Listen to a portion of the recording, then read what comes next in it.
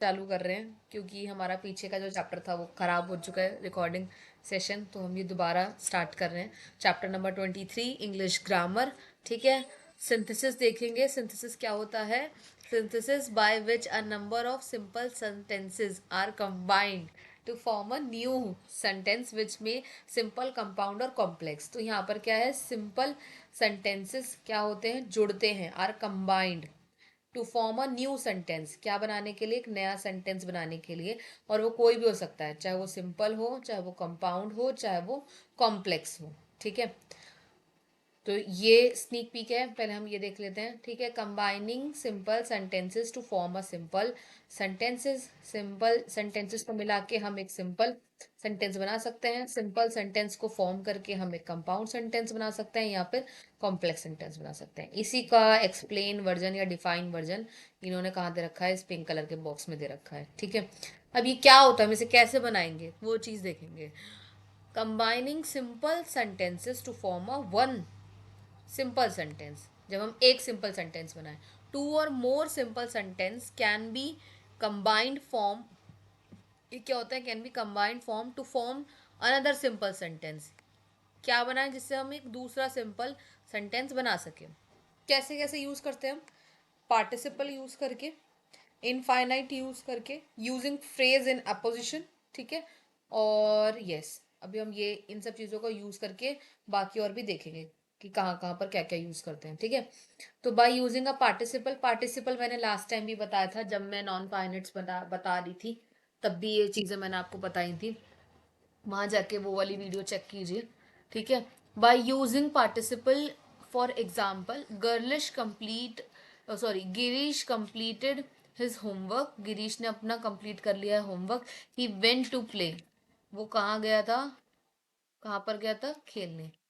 Having completed his homework, Girish went to play। तो यहाँ आप देख रहे हो कि कैसे किसमें कोई चीज चेंज हुई है।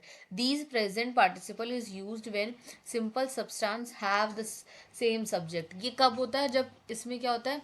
सेम ही सब्जेक्ट होता है, मतलब गिरीश के बारे में ही पूरी बात कही जा रही है। By using infinitive. इन्फिनेटिव भी मैंने बताया था जिसमें क्या लगता है? टू लगता है। ठीक है, इसमें क्या लगता है?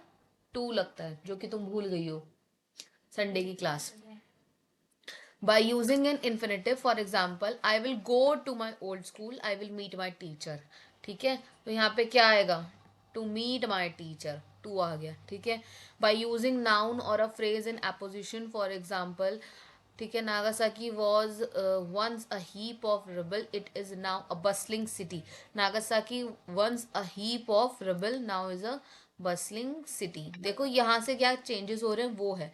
अ फ्रेज इन एपोजिशन क्या होता है? Describe the noun before it. इसमें क्या होता है?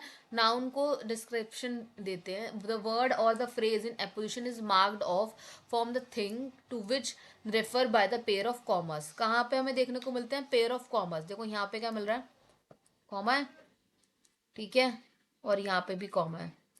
तो इन चीजों से भी, छोटी छोटी चीजों से आप पता लगा सकते हो। अगर आपको पूछा जाए ये क्या है, किसका रेफरेंस दे रहे हैं, तो किसका है ये? A phrase of apposition. ठीक है, by using preposition for by, gerund और नाउन। ठीक है, हम इसे रोटेट कर लेते हैं। Yes, he received the bravery award, he saved his brother from ruin। तो क्या होगा? he received the bravery award for saving his brother। he का क्या बन गया? ये बन गया। ठीक है, for saving his brother from ruin। he sells clothes, he earn his living, he earn he earns his living by selling clothes। तो यहाँ पे क्या आ गया? बाय आ गया। ये वाली जो हाईलाइटेड पोर्शन है उसके बारे में। एडवर्ब, एडवर्ब क्या काम कर रहा है? ठीक है, नेक्स्ट उसके आगे से करो। एडवर्ब क्या काम कर रहा है? I reach the spot, I reach in an instant. तो यहाँ पे क्या होगा? इंस्टेंटली। ठीक है, मैंने स्पॉट पर पहुंच, यहाँ पर स्पॉट पर पहुंच गए, और यहाँ पर स्पॉट पर इंस्टेंट का क्या हो जाएगा? इंस्टेंटली हो जाएगा। अब जब यहाँ पे क्या बताया जाए? टू एडजेक्टिव, एडवर्ब और इन्फिनेटिव बताया जाए। The box is very heavy, I can't carry it. तो क्या होगा? The box is too heavy. मैंने लास्ट टाइम जो संडे क्लास हुई थी उसमें भी मैंने बताया था, जब ये कौन से सेंटेंसेस होते हैं हम चेंजेस करते हैं, वेरी का क्या बन जाता है? टू बन जाता है। ठीक है, आई कांट कैरी इट का क्या हो जाएगा, heavy for me and heavy for me to carry it, या फिर टू कैरी। ठीक है, नेक्स्ट है हमारा combining the sentences to form a compound sentence. हम सिंपल सेंटेंसेस को कंबाइन करेंगे, जिससे क्या बनाना है, हमें कंपाउंड सेंटेंस बनाना है। ये हम लास्ट क्लास में देख चुके हैं। To or more simple sentences can be combined to form a single compound। ठीक है, sentence by using coordinate conjunction. Basically इतना ध्यान रखना है, सिंपल से कंपाउंड की तरफ जाएंगे तो हमारे पास क्या देखने को मिलेगा, हमें कंपाउंड कंजक्शंस देखने को मिले, कंपाउंड सेंटेंसेस देखने को मिलेंगे, और इसमें क्या होंगे, कोऑर्डिनेटिंग कंजक्शंस होंगे। कंजक्शंस हमने देखे थे, and, not, but also, as well as, nevertheless, however, ये सारे क्या हैं, आपके कंजक्शंस है। इन सभी कंजक्शंस का इस्तेमाल होगा किसमें, इनके रेफरेंस में। तो ये बहुत ईजी रहेगा इन सबको ध्यान रखने में। ठीक है, यहाँ पर ये फिर एक रिवाइंड पोजिशन आई है, and yes this chapter is over. अब हम देखेंगे सिंपल से कॉम्प्लेक्स सेंटेंस कैसे बनाना है। ये पढ़ना है आप सभी को, जो ये यहाँ पर हाईलाइट हुआ है ना, इसको थोड़ा थोड़ा रीड आउट करना और समझना। नहीं समझ में आया तो फिर मुझे बताना। अब क्या देखेंगे, combining simple sentences to form a complex। You have learned that complex sentence contain, hello, हाँ जी ठीक है, ठीक है, आप लोग निकल जाओ दोनों। ठीक है, इसको घर के पास छोड़ देना और यहाँ से निकल जाएगा। ठीक है, आपके फादर आ गए हैं अभी। complex complex sentences contain one principle, one clause, one more or subordinating clause।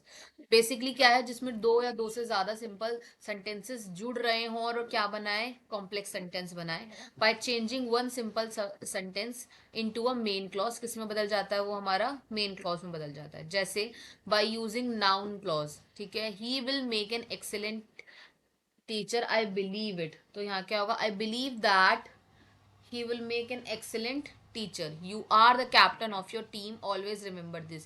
you always remember this, that you are the captain of your team। देखो यहाँ पर क्या, ये कॉम्प्लेक्स कर दिया है इसको। तेज खोलो से, नीचे करके तेज खोलो। ठीक है, by using an adjective clause. Adjective clause में क्या होगा, for example, the girl lives in Udaipur, she has just joined the college. The girl who has just join the college lives in Udaipur. ये बहुत ईजी है, इन इन्हीं सभी सेंटेंसेस को आप रीड करोगे, और फिर नहीं आएगा समझ तो आप मुझे सभी बताएंगे, मुझे टेक्स्ट करेंगे, और डिस्क्रिप्शन के अंदर इनके क्या है, सेट हैं, किस चीज़ के, प्रैक्टिस के, एमसीक्यूज क्रॉस चेक करके मुझे रिस्पॉन्स शीट भेजेंगे सभी। ठीक है, चलिए, खत्म।